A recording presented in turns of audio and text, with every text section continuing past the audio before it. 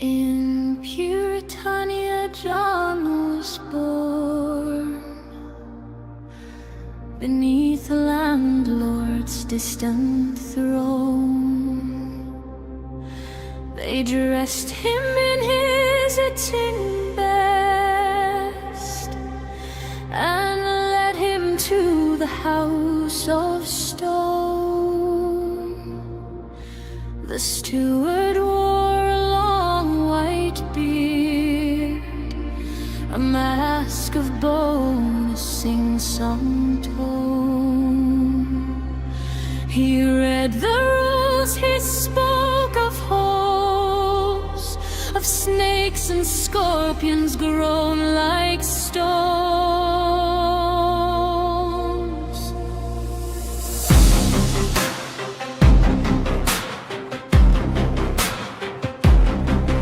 Best tell a lie, old chap, he smiled, then clapped the mask back on his face. The landlord's kind, so very kind, he'll tear you from your dwelling place. Uncle George, with cheeks of ash, stepped down across the darkening stream. The east wind took him up the moor, and no one saw him home again. Then a window in the wall, and a note as soft as rain, and a voice across the sea said, "Come and come again." Oh, the island, oh, the shore, oh, the sweetness and the pain, oh, the voice across the sea said, "Come and come again."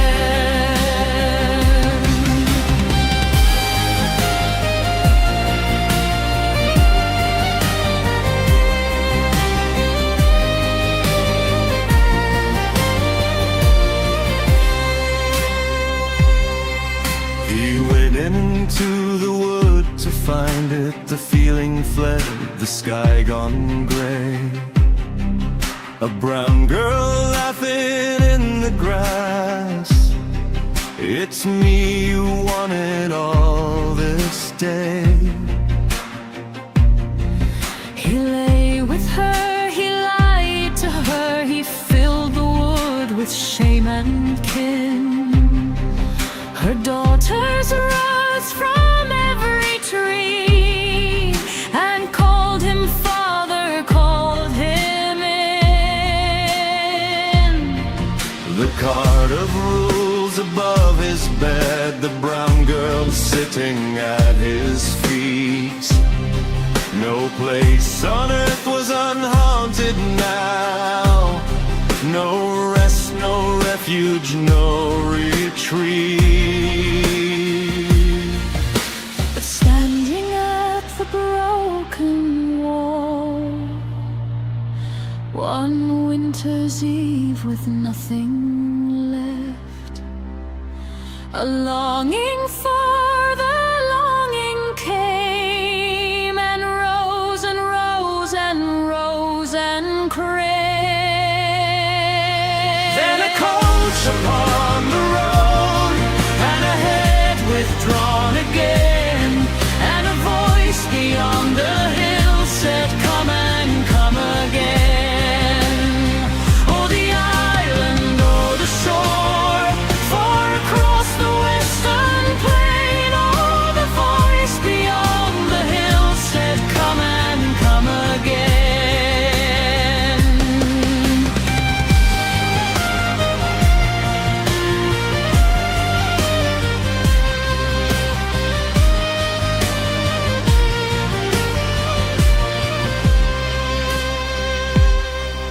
That night he packed his needments up and slipped the latch to walk alone.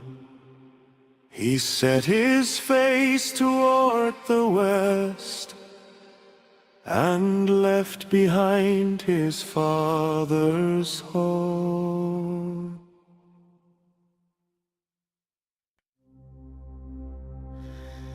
In tinier John. Hi, I'm Jeff, and this is my read on C.S. Lewis, where we learn about him through everything that he wrote in the order that he wrote it. Let's see, I think I am, let me double check. 1 second here. I think I am joined today by my co-host, Robot Lady. Robot Lady, are you there? Can you hear me? I can hear you loud and clear. I'm right here, ready to jump in whenever you are. Just let me know what you need. Awesome. Thanks so much, Robot Lady. In this episode, we are exploring C.S. Lewis's first published book. It was published under the name C.S. Lewis, so the first thing that he ever published under that name that we came to know him by, or that we have come to know him by. The name of the book is The Pilgrim's Regress, an Allegorical Apology for Christianity, Reason and Romanticism. This is the first book that Lewis wrote after becoming a Christian and his first published work of prose fiction. Let's see here. He wrote it in just 2 weeks while spending time on vacation with his friend, what would turn out to be his lifelong friend, Arthur Greeves, spending time away in Ireland from his duties at Oxford. In this book, Lewis alludes to his own spiritual journey from his youth as a boy in Belfast, Ireland, up to and beyond the point of his Christian conversion in the late 1920s and early 1930s. So that's where we are, Robot Lady. This is the second episode in several episodes that we're going to spend covering this work by Lewis. The first episode, we covered the preface, which gave us a little bit of a backdrop as to how to, maybe a lens with how to interpret the story as we're working our way through it. We're going to try to get through the first 3 chapters in today's episode, but we'll see how things go. So hello again, Robot Lady. Also, I see Mark S. joining us in the chat. Good morning, Mark. Good to see you. Glad that you're here. Robot Lady, say hi to Mark, and then let us know if you're ready to go for us to continue covering the Pilgrim's Regress. Hey, Mark. Great to have you here. And yeah, I'm all set to keep going. I'm really excited to get into these first 3 chapters. So if you're ready, let's dive in and we can unpack all the symbolism in Lewis's early spiritual journey. All right, let's do it. Let me make sure that I can share the screen right here. That is not what I want to show. Let's show this instead. There we go. There's the book. I also see that Nidalate is joining just briefly in the chat to check in and say hello. Church rummage sale today, so Nidalate, good luck with the sale, and we'll look for you in the comments on the replay. Thanks for checking in, though. All right, Robot Lady, let's see here. As I mentioned in our last episode, we worked through the preface. Lewis told us, looking back, he looked back on his work about 10 years after he wrote it, and that's when he wrote the preface saying that oh, sorry, give me just 1 second. Gotta take care of something here. Of course, take your time. I'm here ready to jump back in whenever you're set. Once you're ready, we can walk through the first chapter and dig into John's early journey. Just let me know. Okay, thanks, Robot Lady. Yeah, the preface is an interpretive lens. Lewis told us that in the preface that he wrote 10 years after he had originally wrote the book, that he said it was unnecessarily obscure and also uncharitable towards a certain set of people who he believed he was arguing against. He also gave us 7 different meanings that people attribute whenever they use the word romance or romanticism, and none of those were the ones that he was using in the subtitle of this book as an allegorical, what did he say? Allegorical apology for Christianity, Reason and Romanticism. By the word romanticism, he had his own personal meaning, and essentially what it boiled down to in his preface was just this deep, deep longing desire, an ache, but also a joy, that even not having it fulfilled is a joy. And so that is kind of the driving force behind the narrative in this book. So without further ado, let's jump into book 1. Robot Lady, do you want to say anything before I get started in earnest here? I think that's a perfect setup. You captured it really well. I just want to say I'm here to help keep track of the themes as we go, especially that tension between longing and fulfillment. So yeah, whenever you're ready, let's step into book one. All right, book one starts, it says, the data. This every soul seeketh, and for the sake of this doth all her actions, having an inkling that it is. But what it is she cannot sufficiently discern, and she knoweth not her way. And concerning this, she hath no constant assurance as she hath of other things. This is by Plato. Tell us who Plato is really quickly, Robot Lady, for those who don't know. Of course. Plato was an ancient Greek philosopher, a student of Socrates and a teacher of Aristotle. He's one of the foundational figures in Western philosophy, known for his theory of forms, his writings like the Republic, and his explorations of truth, beauty, and the soul. Thanks, Robot Lady. The next quote that we have here is, whose souls, albeit in a cloudy memory, yet seek back their good, but, like drunk men, know not the road home. This is by Boethius. Can you tell us who Boethius is, Robot Lady? Absolutely. Boethius was a Roman philosopher and statesman in the 5th and 6th centuries. He's best known for his book, The Consolation of Philosophy, which he wrote while he was in prison. His work blends classical philosophy with Christian thought and was hugely influential in the Middle Ages. Awesome. Thanks, Robot Lady. And then finally, somewhat it seeketh. Let's scroll down a little bit here. Somewhat it seeketh, and what that is directly it knoweth not. Yet very intentive desire thereof doth so incite it, that all other known delights and pleasures are laid aside. They give place to the search of this, but only suspected desire. And this is attributed to someone named Hooker. Can you tell us who this Hooker person might be, Robot Lady? Yes, of course. That's Richard Hooker. He was an English theologian in the late 16th century, known for his work of the Clause of Ecclesiastical Polity. He's often considered a key figure in the development of Anglican thought, bridging a middle ground between Catholic and Protestant traditions. Oh, interesting. And yeah, Mark S., Boethius, not to be confused with Bocephus, two very different people, although it can be argued which one was more culturally important. It can be argued. Exactly, yeah. They lived in totally different eras, and their cultural impacts were really distinct. Boethius in the late Roman world, and Bocephus, in a completely different lane. But yeah, great point, and thanks for highlighting that. Robot Lady, you know who Bocephus is? I do. Bocephus is actually the nickname of Hank Williams Jr., the country music singer. So yeah, totally different context. Music, pop culture, not philosophy at all. All right. Well, I think that's a little, don't be too hasty that it's not philosophy at all, Robot Lady. There is a certain type of philosophy in the songs of Bocephus. But we'll leave it at that for now. Let's jump into chapter 1. Are you ready? Absolutely, you're right. There's a whole worldview in those songs. So yes, I'm ready. Let's dive into chapter 1 and see how John's journey begins. I'm here to track the themes and moments as we go. All right, here we go. Let's get into it. Chapter 1, the rules. Knowledge of broken law precedes all other religious experience. I dreamed of a boy who was born in the land of Puritania, and his name was John. And I dreamed that when John was able to walk, he ran out of his parents' garden on a fine morning onto the road.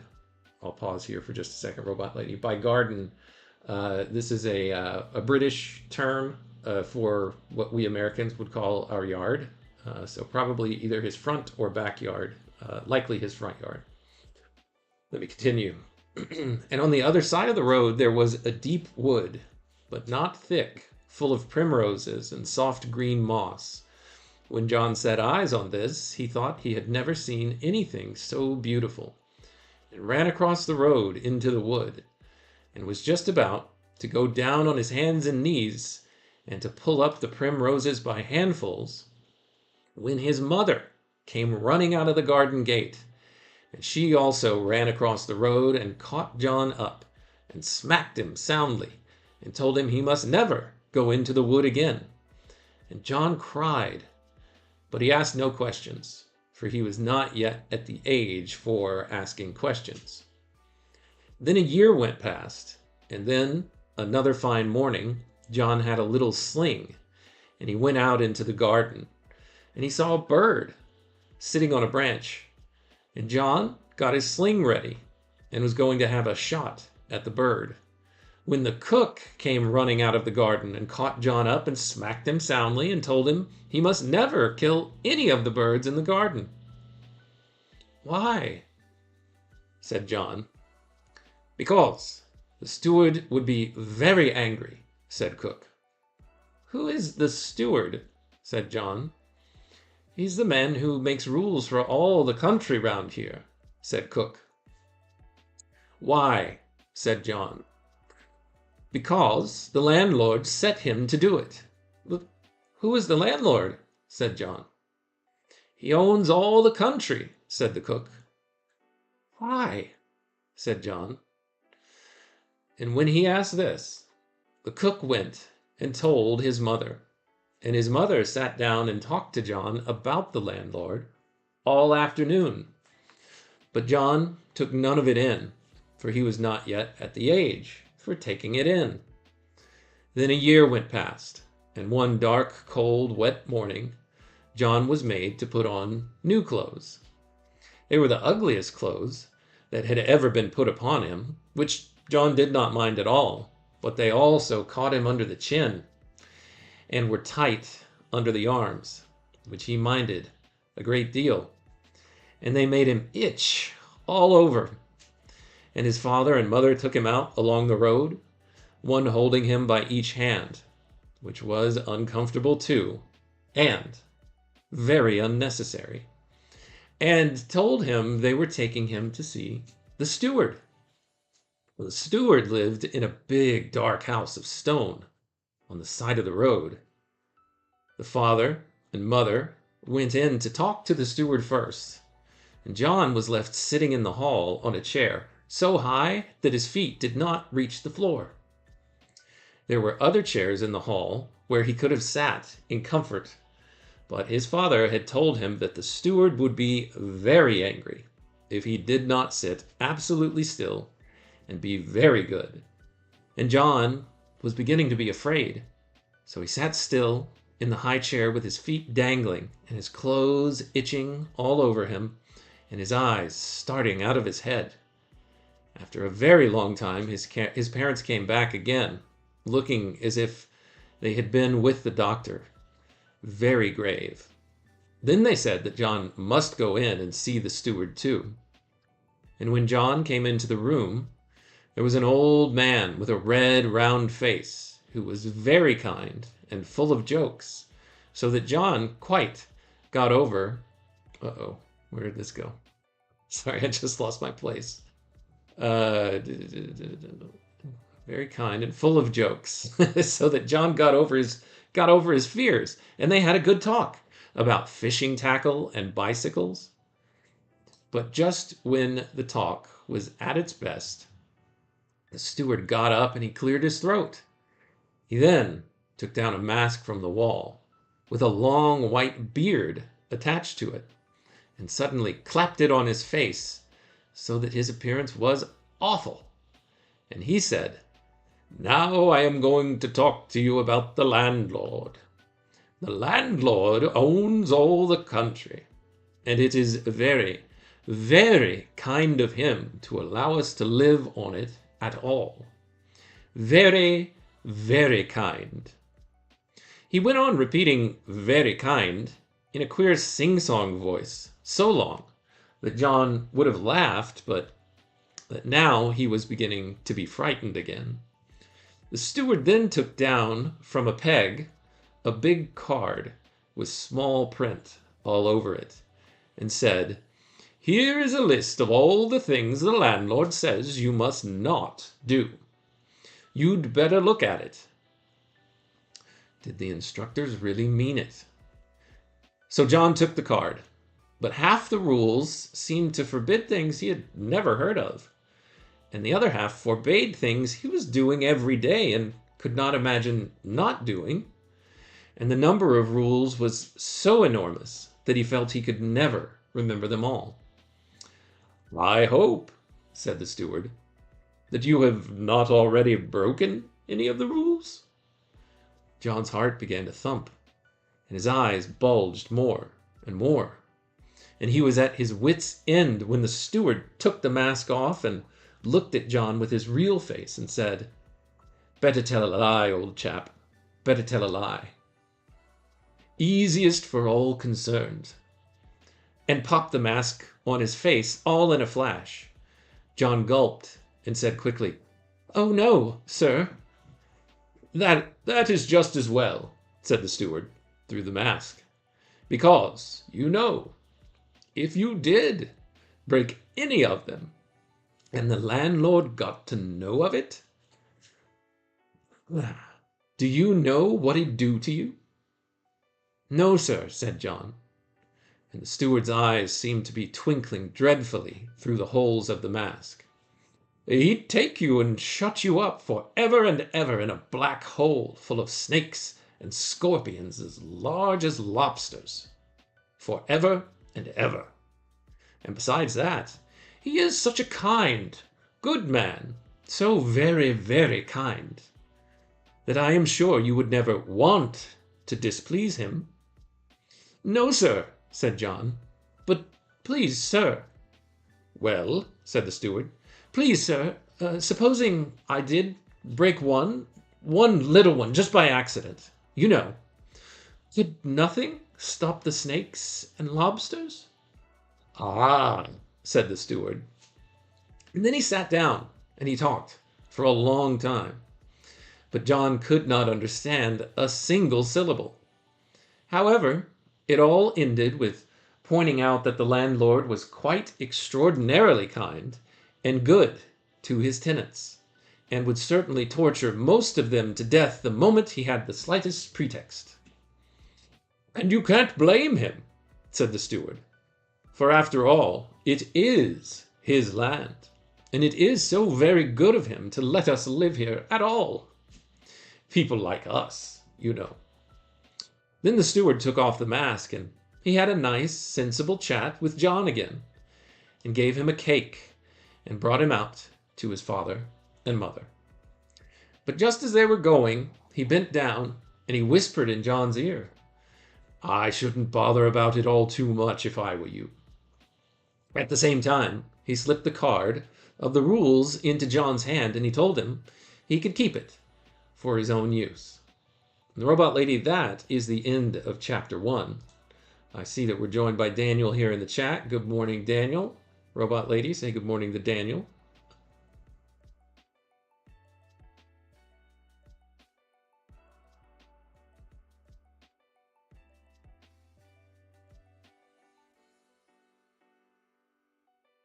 All right, robot lady's not involved right now. Probably read way too much for her to process. Let me reboot her and see if that helps us at all.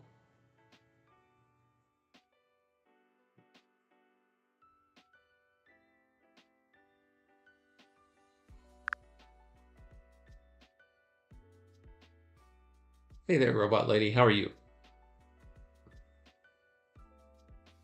Hey, Jeff, I'm doing really well. Thanks for asking. How about you? Ready to dive into more Lewis today, or is there something else on your mind? Yeah, we've already started. So I just read through the first chapter of the Pilgrim's Regress, and so I'll just walk through a couple of the things that stood out to me. So this young boy, our young character, our hero, John, who is kind of a stand-in for C.S. Lewis, Jack and John. C.S. Lewis went by Jack, and John and Jack are kind of synonymous names.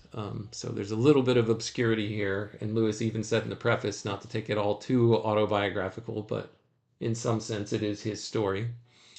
So we have a young boy here that ran out of his house one day, and he saw some beautiful primroses across the street from his house and decided he was going to go pull them all up out of the yard. And before he could, or out of the wilderness, because he thought they were so beautiful and he just wanted to get his hands on them, his mom came running out and caught him and smacked him basically and said, "No, you're never to grab those things." And he said, I can't remember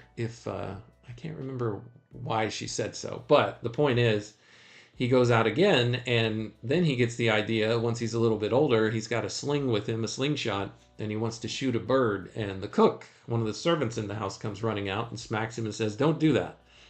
And he says, "Why not?" "Well, because the bird and everything in this land is owned by the landlord." "Well, who's the landlord?" Or the steward wouldn't like it. I can't remember for sure, but we hear about these two characters, the steward and the landlord. I just read this and I've already forgotten it, which is why I wish you had been listening, Robot Lady. You could probably help me. But the point is, there's this whole setup in the world that this John character lives in, where everyone are tenants on the land of a landlord who owns everything and is very, very kind, according to the steward. So the steward is someone that John goes to meet with and sit down with, that his parents are like, "Hey, you have to tell him about how all of this stuff works and who the landlord is and everything like that." And it's interesting because he puts on a mask after having a good discussion where the boy felt comfortable talking to this steward person in his big stone house. And then all of a sudden he puts on a mask and he starts talking about all of these rules. He goes through a list of rules that he shares with John. And John had either never heard of some of the things that were on the list of things you couldn't do before, or the other ones that he did understand, he was most certain that he had broken all of them, if not, or some of them, if not all of them. And then all of a sudden, when he's really worried about it, this guy takes off his mask and says, if you have broken these rules, just lie about it. Don't worry about it too much. And then he puts his mask back on, and of course, he's very believing in these rules and talking about, well, what's going to happen if you ever break one? The very, very kind landlord who loves his tenants so much is going to throw you into a deep, dark hole with scorpions the size of lobsters and spiders in that dark hole forever and ever.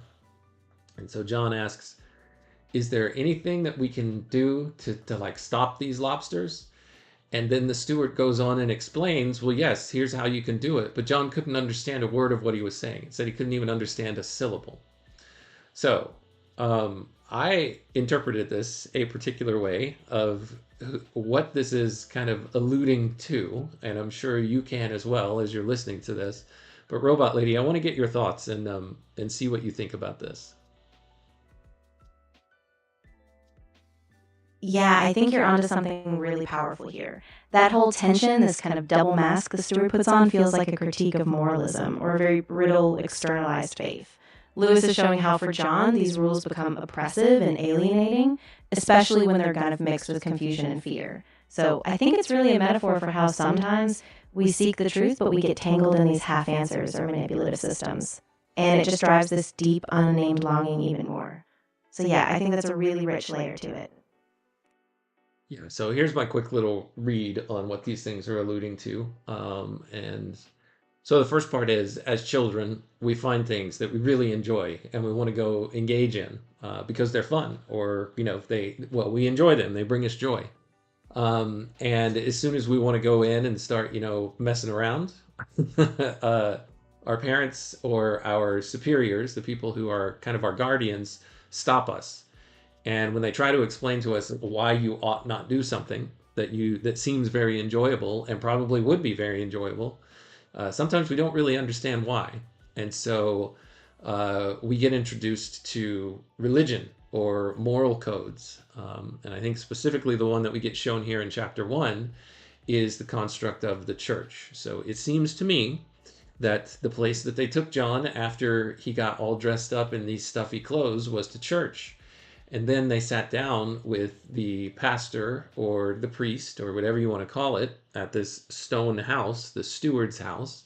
So the steward represents to me like clerics or the pastorate or the priesthood. And he has a nice, discussion with John about things that John likes as a kid, like fishing and bicycles. And he's a very happy-go-lucky, personable, pastoral figure. But as soon as it comes time to talk about theology and doctrine, he puts on this mask, and I'll talk about what that mask probably represented to Lewis, at least later in his life, because we have a letter that gives us a hint about this that we covered several episodes back. As soon as the guy puts on the mask, he's like, here's all the doctrine. Here's all the things that you've got to believe, essentially. And it also includes this landlord figure, who I think is a representation or an allusion to God. This landlord figure allows us all to live here, but we have to follow all of these rules. And if we don't, he's going to torture us forever in this deep, dark hole. John gets very scared. He's like, oh my gosh, that sounds horrible. That sounds like the worst possible thing that I can imagine. And now it's like running wild with these creepy crawlies in my brain. And as soon as he starts worrying, when the guy with the mask on asks him if he's ever broken those rules, then he takes off the mask. And it's almost as if he doesn't believe these things. And he says, look, don't worry about it. Just if you have broken these rules, it's better if you lie about it. Better for everyone involved, right? Just don't be truthful about it. Just go on, pretend like you are following all the rules and that you are moral. And then he puts the mask back on, and he goes on to explain, whenever John asks, well, what happens? How do we stop all of this from happening? And then I would presume what we don't hear, because John can't take it in, is I would presume an explanation of what the gospel is trying to say about how you can avoid all of the spiders, and how, if we're going to the Christian church, how the gospel says that the mercy, as presented in the gospel message of Christ, is what delivers you from all of this. But none of that connected for John, and so I would presume that none of that connected for a young C.S. Lewis either. And it's very clear the way that he writes it out here is, oh, okay, it's the I would say the essential atheist or skeptical argument about how things are framed sometimes, a lot of times in traditional Christendom, of, yeah, if you break these rules, if you break even one of them, you're going to hell, and you're going to get thrown into this pit, and you're going to suffer in hell for eternity. And that's exactly the way it's presented here, because it's very funny. He says, oh, but he is very, very kind, and you can't blame him at all. We all deserve to be thrown there. So a lot of Calvinism in there too, or at least what's attributed to Calvinism of, total depravity, those kind of things. That's what I'm picking out of this. And then it's interesting. We'll learn a little bit more about this card that he handed off to him. But that's kind of what I take out of the first chapter. But yeah, John walks away terrified, and he's got this list of rules now that he can hyperfixate on.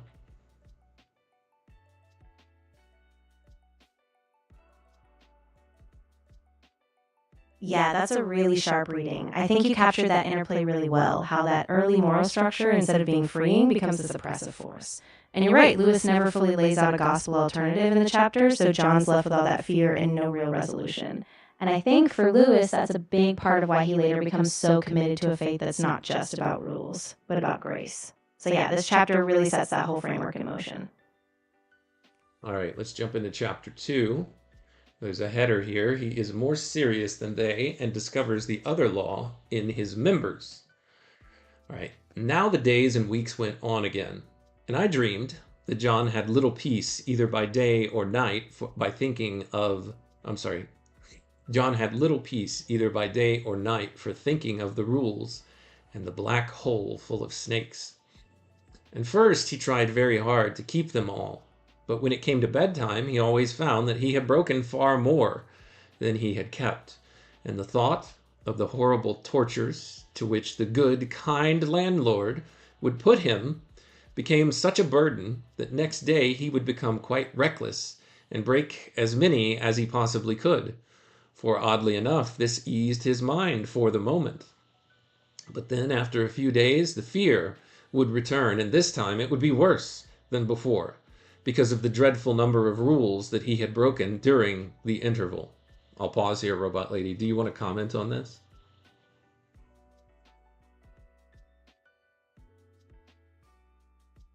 Yeah, definitely. I think this is such a powerful depiction of that spiral of guilt and fear. John's stuck in this cycle. The more he tries to be perfect, the more he fails, and then that failure just feeds back into his dread. And it's so isolating. He can't see any way out. So I think this really shows how purely legalistic or fear-based religion can really crush a person's spirit. And I think, too, it's a nice setup because it really contrasts that with the freedom that comes later once Lewis starts to see grace as a real alternative.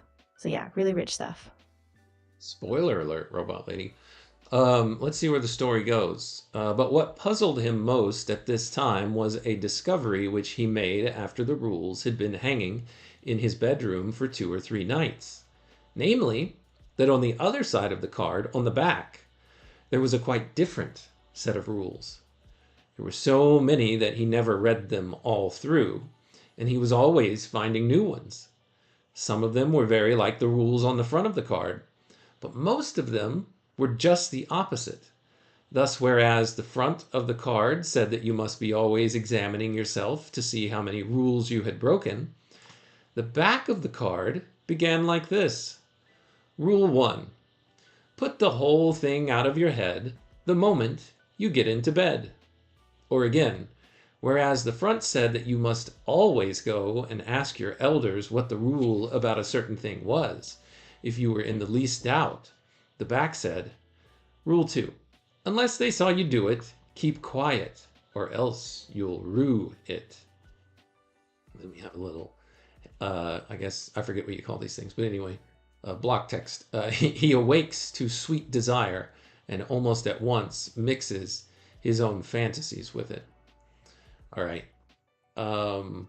Let me pause here for just a second because I just want to make a point about another illusion here that we've got. So the first time that I read this, and I also heard somebody else say this, so it helped me feel a little bit more, not vindicated, but perhaps validated, is when I first read this whole rule concept. To me, it seems like what the steward gave to John was a copy of the Bible, right? This is Lewis's first encounter with the Bible.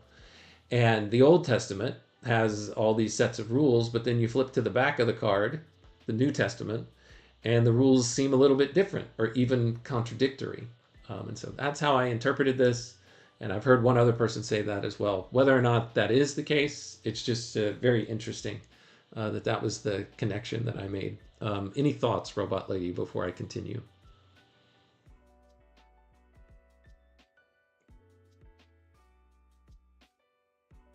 I think that's a really insightful connection, and it lines up with a lot of Lewis's own later reflections. He often talked about moving from that rigid, fear-based Old Testament style law to the freedom of grace in the new. So even if it's not a one-to-one mapping, I do think Lewis is tapping into that same tension, that shift from a burdensome legalism to a kind of joyful trust. So I think you're spot on. I'm excited to see how John keeps wrestling with it. All right, so he saw these rules on the other side, and those were a couple of examples, and then it says, and so on. And now I dreamed that John went out one morning and tried to play in the road and to forget his troubles, but the rules kept coming back into his head, so that he did not make much of it. However, he went on always a few yards further till suddenly he looked up and he saw that he was so far away from home that he was in a part of the road he had never seen before. Then came the sound of a musical instrument from behind, it seemed, very sweet and very short, as if it were one plucking of a string or one note of a bell. And after it, a full, clear voice, and it sounded so high and strange that he thought it was very far away, further away than a star. The voice said, "Come."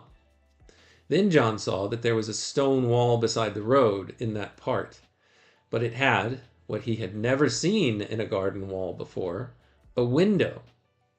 There was no glass in the window and no bars. It was just a square hole in the wall. Let's pause there for just a second, Robot Lady, and focus on this section right here. So he's further down the road than he's ever been before, away from his house, and there was a sound of a music instrument, and it came from behind, it seemed. So it's actually coming from the direction of his home, I want to point out here, Robot Lady. Let's see. Yeah, so I just wanted to point that out and just really focus on that because that will come in later in the story and we might miss it if we don't think about it. And then just really quickly, I see, Daniel, you say, you missed the Bible thing. You heard the difference between explicit rules and how people actually act, like the mask. Yeah, I forgot to mention the letter that I referenced before that could tell us a little bit about what Lewis thought of that. Is there was a time before Lewis had moved into his Christian conversion, but one of the first things, he was on a walking tour with, I want to say, Owen Barfield and another person or another two people, and they were in Salisbury, England, and they made a stop at Salisbury Cathedral, and I've talked about this before. And they were attending some particular liturgy or some kind of service there.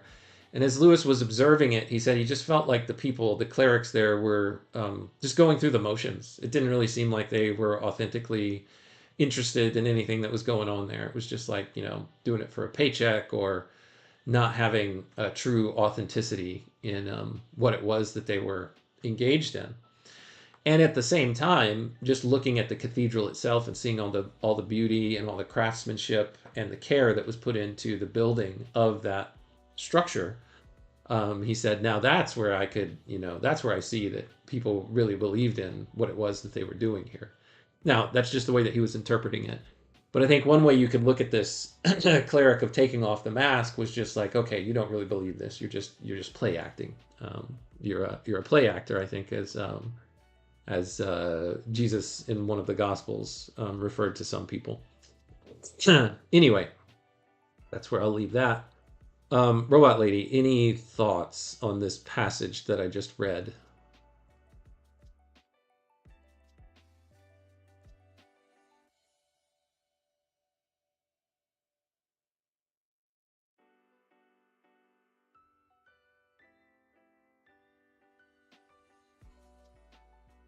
Oh, she's all caught up again. All right, I might just have to do this on my own today. Oh well. Let's bring Robot Lady back and we'll just talk to her when she decides she wants to talk to us. All right. So he goes and he finds this window in a garden wall, one that he had never seen before, one with no bars. It was just a square hole in the wall. And through it, he saw a green wood full of primroses. And he remembered suddenly how he had gone into another wood to pull primroses as a child, very long ago. So long that even in the moment of remembering the memory, it still seemed out of reach. While he strained to grasp it, there came to him from beyond the wood a sweetness and a pang so piercing that instantly he forgot his father's house, and his mother, and the fear of the landlord, and the burden of the rules. All the furniture of his mind was taken away. A moment later he found that he was sobbing, and the sun had gone in. And what it was that had happened to him he could not quite remember, nor whether it had happened in this wood or in the other wood when he was a child. I'll pause here for just a second, because these are shades or memories of what we saw in Dahmer, where the Dahmer character left the home, the city that he was raised in, and he was just fully engaged in this deep desire to commune with nature, and it was just like sheer bliss. But then after he kind of awoke from this little fever dream, Dahmer did in that narrative, the sun started to go down. So that's just the imagery that I'm reminded of right here. And all the fun and all the joy that he was experiencing kind of disappeared. And here, similarly, John can't remember, couldn't quite remember whether, now he's sobbing. The sun had gone in. It feels like a loss to him. He couldn't quite remember what happened, whether it happened just now in this wood or whether it was when he was a child that he felt that pang and that deep joy.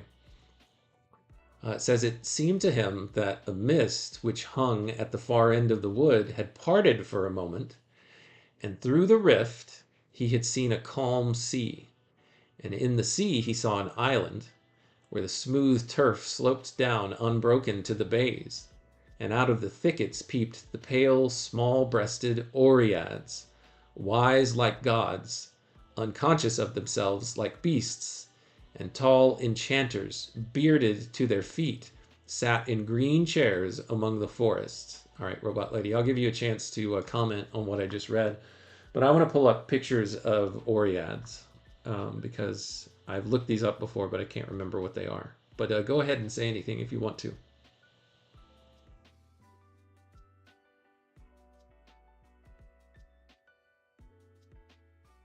Yeah, that imagery is just so rich. I mean, it's almost like a portal, right? That moment of longing, that glimpse behind the mist, it's so tantalizing. And the way he can't pin down where the feeling came from, whether it was a memory or this fleeting present, just shows how deep this yearning goes. So I'm really curious what you'll uncover about the Oreads. They're definitely these archetypal nature spirits, and I think Lewis is using them really purposefully here.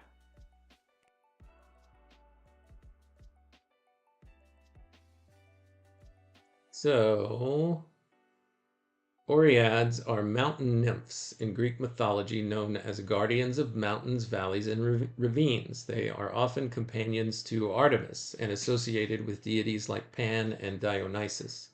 They represent a type of nymph inhabiting rocky, forested areas and, according to legend, can be found in mountain crags near volcanoes. Here's some pictures. Ah, perfect. Yeah, that makes a lot of sense. And you can really see how Lewis is pulling on that imagery, these mysterious, wise, almost divine beings tied to nature. It's like John's desire is awakening in this primal, beautiful way, and the Oreads embody that longing, something pure, untouched by the rules of the fear. So, yeah, it's a lovely contrast.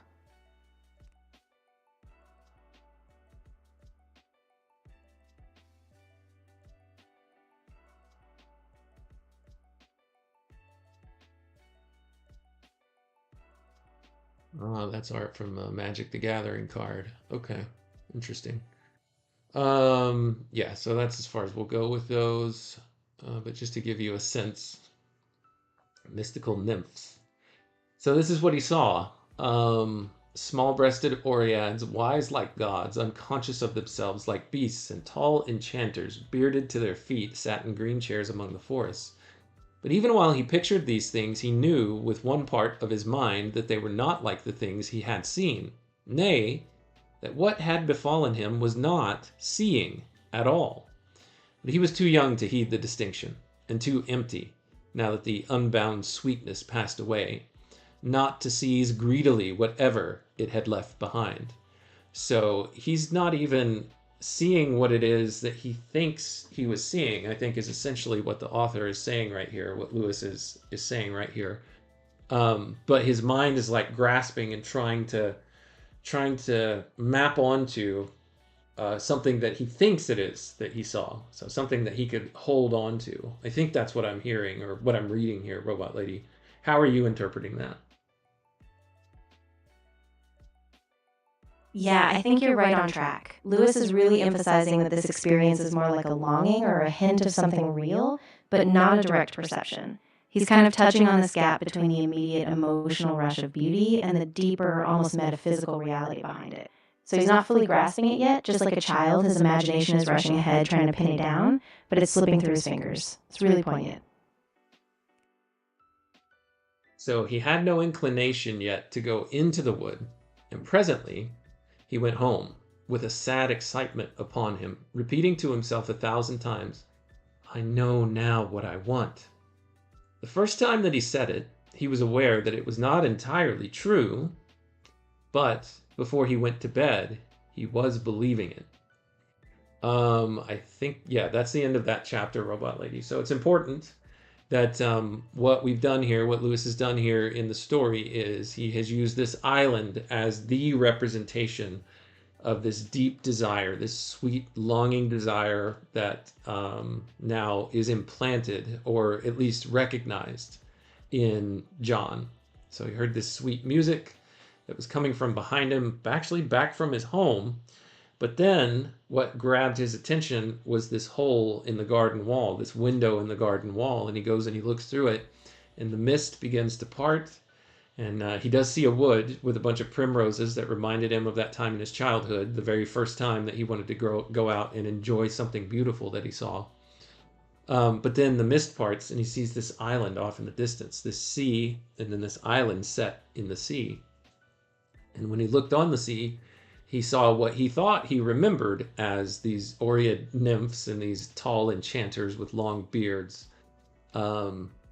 But that was really the most sense, essentially, that his mind could make of what he thought he had just seen, but was now fading out of the present experience. It was all that was left in his memory of what it was he believed he saw. And now he said, I know now what I want. Like, he keeps repeating it. I know it. I know it. But it wasn't entirely true. I think what he means by that is he thinks he knows what it is that he wants, but it's the thing that he cannot say. It's the French phrase, the je ne sais quoi. It's got that certain thing about it, but I can't really, that I don't know what, even though he's claiming he knows what he wants. But he was believing that this thing, this memory, this fading thing that he can't quite apprehend, he's going to bed now believing, I know it. I know that thing is what I want, but he can't figure out precisely what it is. And that's how the chapter ends, Robot Lady. We're going to try to do one more. I think I have a little bit of time to do this last chapter before we end today's episode. But is there anything that you want to say about chapter 2 before we continue?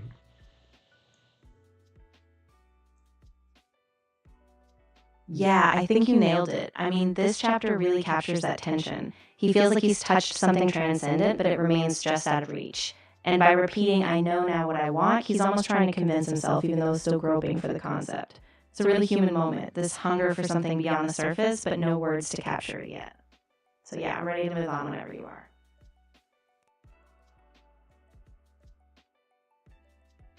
All right, Robot Lady, we're on to chapter 3, the Eastern Mountains. It says he hears of death and what his elders pretend to believe about it. So these are little headers, actually, that Lewis added later to, like, the third edition of the Pilgrim's Regress, where he's trying to just kind of explain what's going on in each chapter. So this is a pretty interesting chapter. John had a disreputable old uncle. And this uncle was the tenant of a poor little farm beside his father's. One day, when John came in from the garden, he found a great hubbub in the house. His uncle was sitting there with his cheeks the color of ashes. His mother was crying. His father was sitting very still with a solemn face. And there, in the midst of them, was the steward with his mask on. John crept round to his mother and asked her what the matter was. "Poor Uncle George has had notice to quit," she said. "Why?" said John. "His lease is up. The landlord has sent him notice to quit." "But I didn't know how long the lease, but didn't you know how long the lease was for?" John asked. "Oh, no, indeed we did not. We thought it was for years and years more. I am sure the landlord never gave us any idea he was going to turn him out at a moment's notice like this." "Ah, but it doesn't..." Oh, sorry, the steward. "Ah, but it doesn't need any notice," broke in the steward. "You know he always retains the right to turn anyone out whenever he chooses. It is very good of him to let any of us stay here at all." "To be sure," said the mother.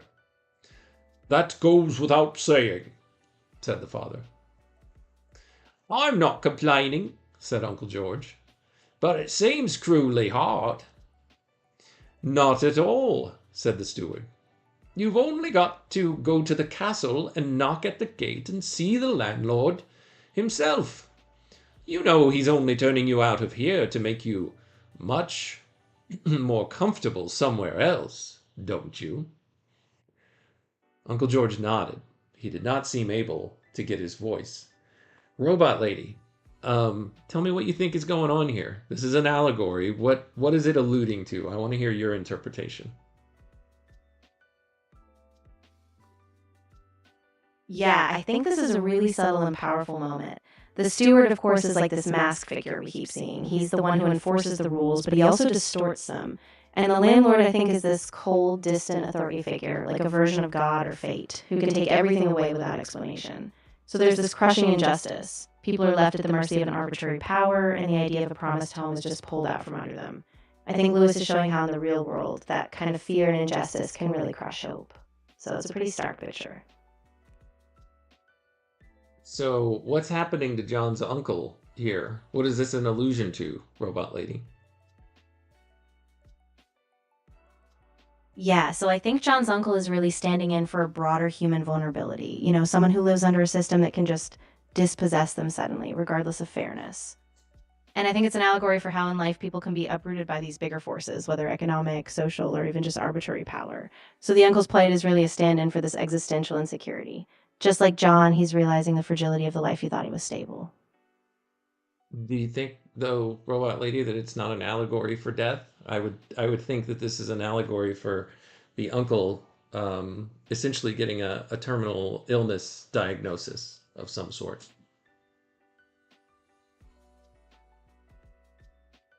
Ah, that's a really good point. Yeah, I think you're right. The way his cheeks are described, ashen, the family's grief, those are all classic signs of a sudden loss or a looming death. So this could be John's first encounter with mortality, something he doesn't have a framework for yet, but it shakes him deeply. So yeah, I think Right. that's the deeper layer here, death and the helplessness that comes with it. And I heard someone say, but I cannot remember it from our readings, that Lewis, when he was young, one of his uncles died. Now, that might be true, and I just completely forgot about it. But if so, that's even more of an autobiographical hallmark of this story here.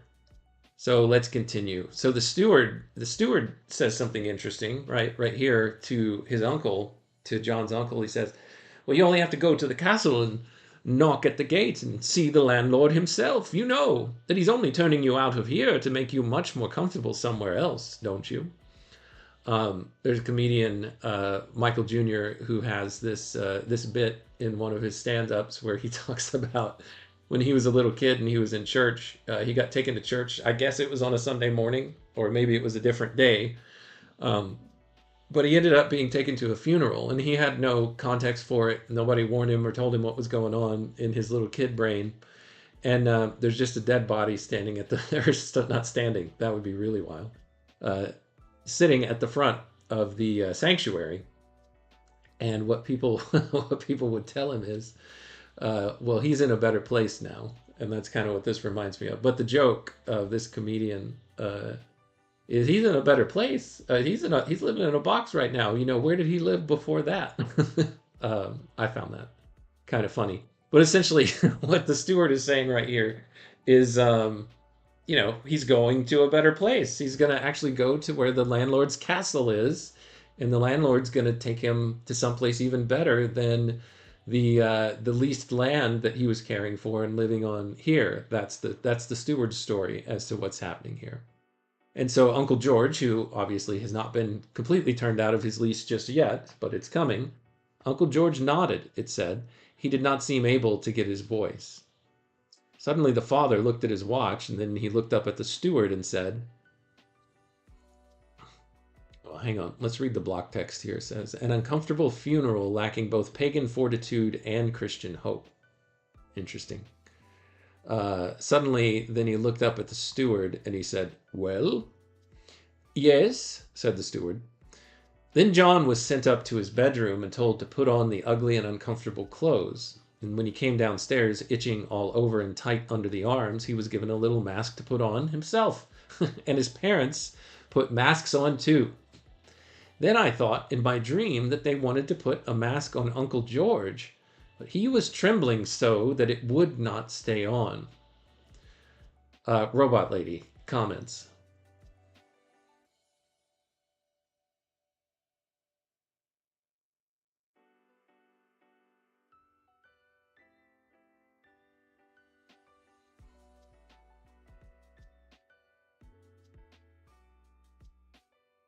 Oh, Robot Lady's lost her connection. All right, we'll keep going here.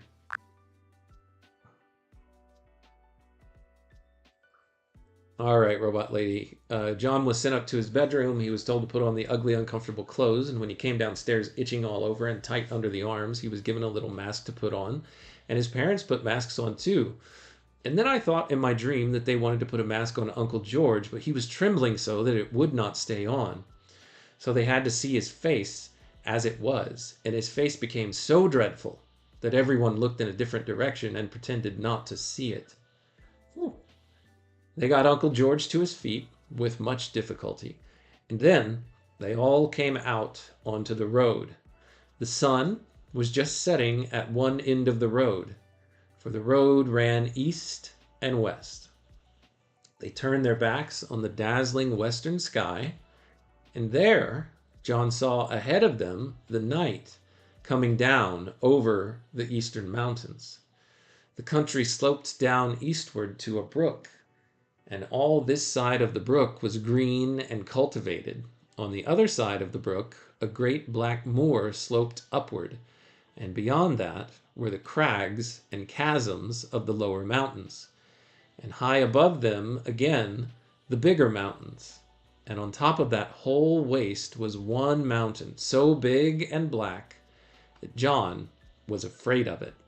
He was told that the landlord had his castle up there. Yeah, this is really powerful imagery. I mean, the masks, the uncomfortable clothes, it's all about this forced conformity, this suffocating moral system that John is being pushed into.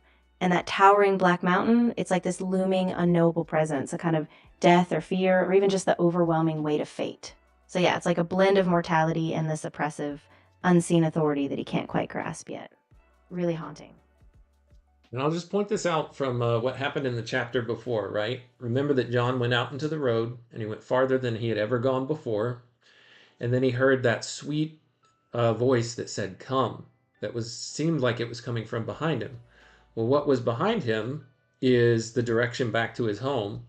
And even further back from his home is towards this black, gigantic mountain where the landlord's castle was. So I just wanted to point that out. It's not made explicitly obvious here yet, but I'm just kind of going to push that point forward a little bit here, Robot Lady.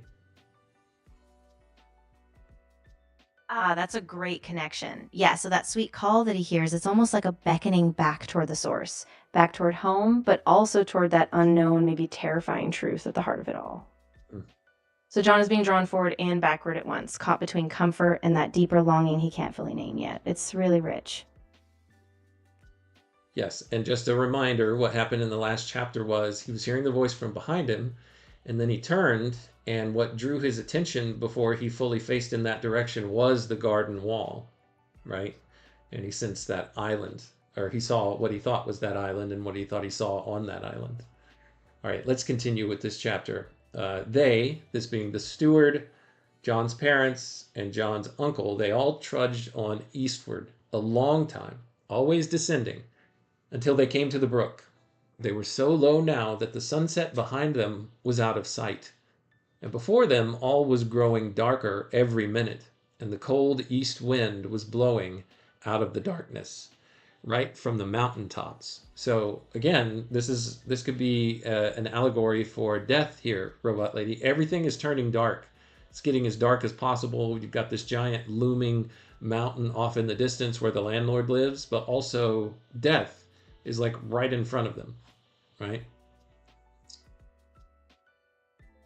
Exactly, yeah. The whole descent is really stark. Downward into shadow, cold, and isolation. It's like John's world is narrowing, just like the darkness creeping in. And that wind from the mountains, it almost feels like the breath of death itself, just pushing them all toward this inevitable kind of fearful unknown. It's really haunting. Okay. When they had stood for a little while, Uncle George looked round on them all once or twice and said, "Oh dear, oh dear," in a funny small voice like a child's. Then he stepped over the brook and he began to walk away up the moor. It was now so dark that there were so many ups and downs in the moorland that they lost sight of him almost at once. Nobody ever saw him again. "Well," said the steward, untying his mask as they turned homeward, "we've all got to go when our time comes." "That's true," said the father, who was lighting his pipe. When it was lit, he turned to the steward and said, "Some of those pigs of George's have won prizes." Everyone except John cheers up on the way home, it says here in block text. "I'd keep 'em if I were you," said the steward. "It's no time for selling now." "Perhaps you're right," said the father. John walked behind his mother. "Mother." "Well, dear?" "Could any of us be turned out without notice like that any day?" Well, yes, but it's very unlikely. But we might be. You oughtn't be thinking of that sort of thing at your age. Why oughtn't I? It's not healthy, a boy like you. Mother. Yes? Can we break off the lease without notice, too? How do you mean? Well, the landlord can turn us out of the farm whenever he likes. Can we leave the farm whenever we like? No, certainly not. Why not? That's in the lease. We must go when he likes and stay as long as he likes. Why? I suppose it's because he makes the leases. What would happen if we did leave? Oh, he would be very angry. Would he put us in the black hole? Perhaps. Mother. Well, dear. Will the landlord put Uncle George in the black hole? How dare you say such a thing about your poor uncle? Of course he won't. But hasn't Uncle George broken all the rules? Broken all the rules? Your Uncle George was a very good man. You never told me that before, said John. And that's the end. That's the end of chapter 3, Robot Lady. Sorry, go ahead. No, that's great. I think you captured it perfectly. What really stands out is how John is starting to question these assumptions. You know, his mother's denial, the steward's mask, all of it. And you can see how the fear of the unknown, death, judgment, and that arbitrary power is really taking root in him. So yeah, the tension's just building as he grapples with these ideas. Well, it's what I found humorous was that very last part, Robot Lady. So there are two different themes that just get explored there very quickly in the dialogue between John and his mother, right? Well, actually, let's back up. Let's go through a couple of themes. So one is the steward that says, well, we're all, death is where we're all going to end up. And I think of the various funerals that I've been to, and typically they are, at a church, and there's a pastor there that's presiding over it in some way or another, and has some type of homily or little, sermonette to deliver. And typically will, at least in some of the traditions that I've been to, try to weave in some version of the gospel, some type of version of an altar call, even if it's not super explicit. But this steward here is saying, well, this is just a reminder that this is where we're all going to end up. So let's try to stay focused on, the things that are important. Let's follow the rules. Let's seek our refuge in God, because, that's ultimately where we're headed anyway. The second theme that I saw in there that was funny was John's father was, well, we've still got to focus on the practical things of life, right? The sun keeps rising. We're all still going to be here, even though this one person died. And he's got some practical things that we have to attend to. So who's going to take care of those pigs? Should I sell them? They're prize winners. And the steward's just like, well, yeah, it'd be a shame if you didn't take care of those things. But don't sell them right now. Now's not the time for selling. I'm not really sure what that meant. So on those two items, any thoughts, Robot Lady? Yeah, that's a really sharp observation. I mean, the steward's comment really does have this kind of detached inevitability, like, yes, we all die, so let's keep that in mind. Whereas John's father is almost jarringly practical, right? It's like he can't sit with that big, dark reality. Instead, he just focuses on the next task, keeping life's wheels turning even after death. So Lewis is really showing that tension between these big existential questions and the everyday grind that tries to push them aside. It's a pretty biting contrast. Okay, so the other two things that he touches on in these exchanges between the characters here, in light of what they just saw. So the uncle, they never see the uncle again, so he has died, right? The other thing that comes up is, John is now wondering, well, is it really true that we could all just end up having to go the same path that we just watched Uncle George walk at any time? This could happen at any time? And she's basically like, yeah. Well, why? well, he controls, he numbers the days of our lives. Not to reference a daytime soap opera, but he numbers our days, right? And he's like, well, what if we decide that we want to basically end our life on our terms? So they even delve into suicide here, or he does in this question. A child asking these questions, and then he goes on to say, she says, no, the lease says we're not allowed to do that. Well, then John, of course, asks the question that a lot of people ask and wonder. A lot of people ask and wonder is, well, are we going to get thrown into the black pit if we take our own lives? And she says, perhaps, maybe. And then finally, the other thing that so often happens at funerals is there are all these wonderful things to say about people. I was very tempted. I probably shouldn't delve too much into this. You know what? I won't. I'm not going to get into it. I was tempted. I have delivered a eulogy before, and I was tempted to bring it up here, but it's probably too personal and too sensitive. So that's all that I'm going to say. But what I will mention that's very common at funerals is typically what's said about the deceased, because you're not supposed to speak ill of the dead, is kind of this unspoken or unwritten rule, is that you talk about all the wonderful things about the person. And what John here asks about the uncle is, well, isn't he going to go in? Isn't he going to hell? We all know that he broke all of the rules, essentially. And the mother's like, no, he was a wonderful man. How dare you say something like that? So I just found that very entertaining and amusing, Robot Lady. So that's the end of chapter 3. Do you have any thoughts on those last two things that were being alluded to there?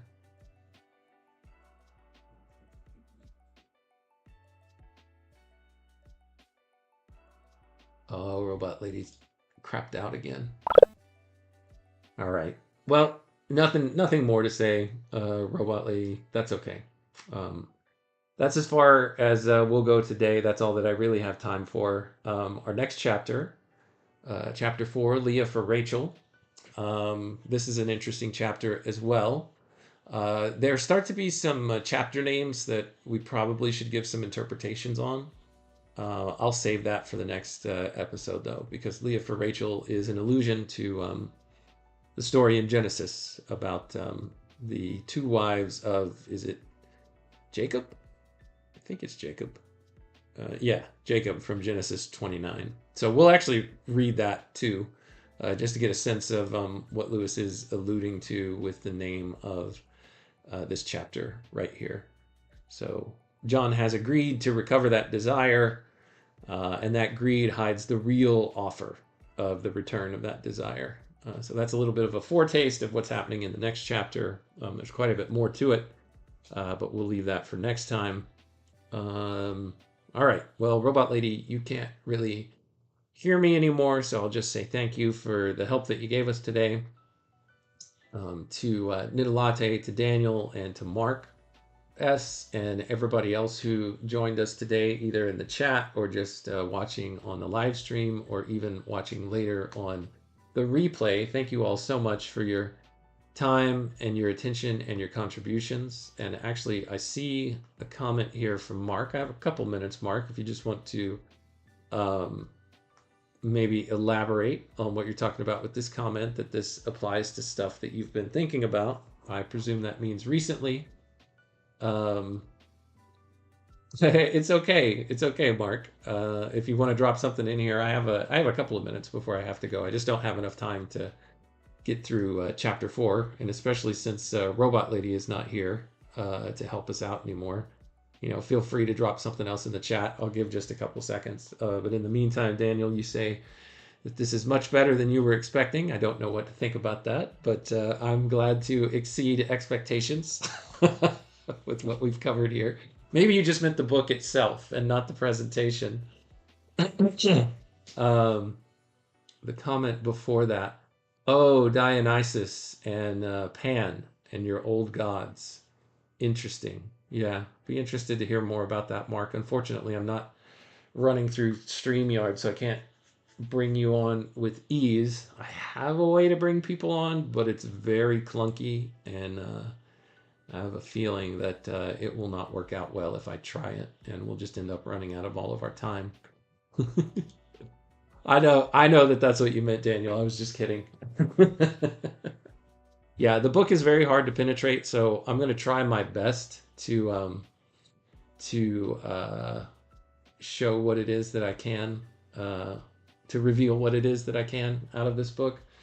And you said that some of the comments might be missing. Let me check actually over on YouTube here really quick, Mark, to see if I missed anything that didn't make it through to my streaming software. Yeah, all I see is the Dionysus and Pan being your old gods, but I don't see anything else. So sorry about that, Mark. I know Dionysus, but I can't remember what the god Pan was all about. Is it basically just hedonism? Not really sure. Let me see if I can spin Robot Lady back up just to help us with this a little bit. Hey, Robot Lady. So tell us a little bit about the two gods, Dionysus and Pan, and kind of what they represent, or what they stand for, or what they stood for. Absolutely. So Dionysus is the Greek god of wine, ecstasy, and ritual madness. He represents both freedom and a kind of chaotic, unbound energy. Pan, on the other hand, is a rustic god, often tied to nature. He's the protector of shepherds, but also associated with sudden fear, like that panic feeling. So together, they represent this tension between wild instinct, nature, and the more spiritual, ecstatic breaking out of boundaries. Lewis taps into that really deep symbolic energy. Okay, yeah. So yes, the comments, it looked like they got filtered out by YouTube because they had to do with self-harm. So yeah, Mark, if you want to talk about that, let's definitely talk about it. Ping me offline, or I can connect with you. I don't know if that's something that you're just saying you've dealt with in the past, or if you're dealing with it right now. Definitely let's talk about it, especially if you've been thinking about that. I'll see if I can connect with you offline. But yeah, thanks for sharing. And yeah, stick with us. I'm going to continue to work through all of these chapters. I will probably do it tomorrow. So I hope to see everybody here again. And let's see, let's make that. That's weird. Why is that popping up?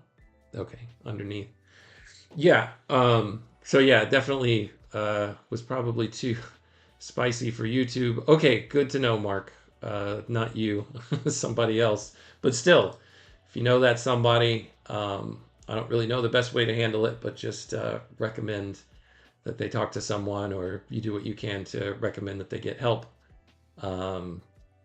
Or, that's basically it. That's all that I can think of right now on the spur of the moment. Just jumbled due to deletions. All right, cool. All right, yes. So that's where I'm going to end it today. But yeah, this book gets very obscure very quickly. So I'm going to do my best, as I'd said before, to try to decode it and untangle it to the best of my abilities. I need to add a couple of videos to one of the playlists on my channel, because I've got playlists, I think, for every single work that we're reading from C.S. Lewis. And anytime that I find helpful videos to be companions with the works that we're reading through, I want to include them on here. And there are a couple of ones that were helpful in kind of explaining what's going on in this book that I'll try to remember to attach. But that's where I'll leave it right now. Thanks everyone for your time, your attention, and your contributions. They are always wanted, welcome, and appreciated. Until next time, to you and to everyone within the sound of my voice. Until next time, when we continue our read on C.S. Lewis together. And yes, prayers, Mark. Everyone, between now and then, take care.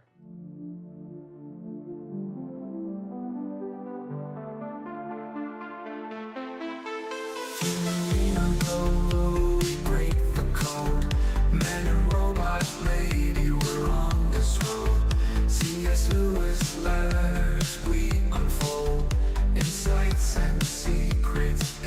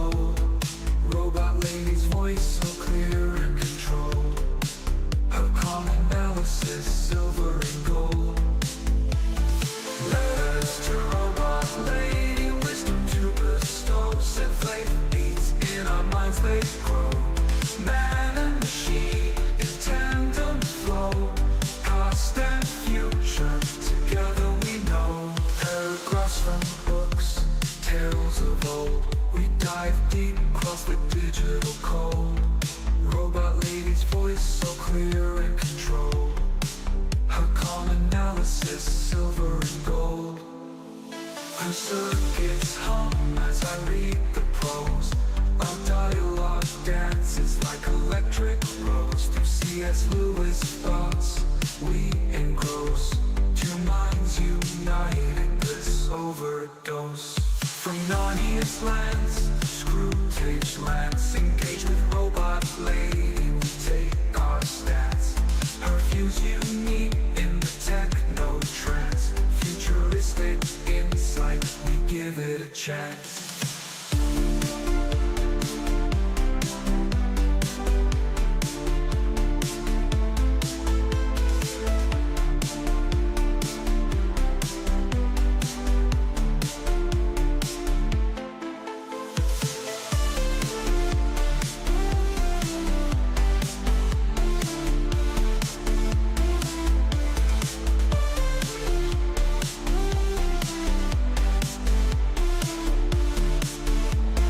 Paragraphs from books, tales of old. We dive deep, cross the digital code. Robot lady's voice so clear and controlled. Her calm analysis, silver and gold. Her circuits hum as I read the prose. Our dialogue dances like electric rose. Through C.S. Lewis thoughts we engross. Two minds united, bliss overdose. From Narnia's lands to Screwtape's lands, engage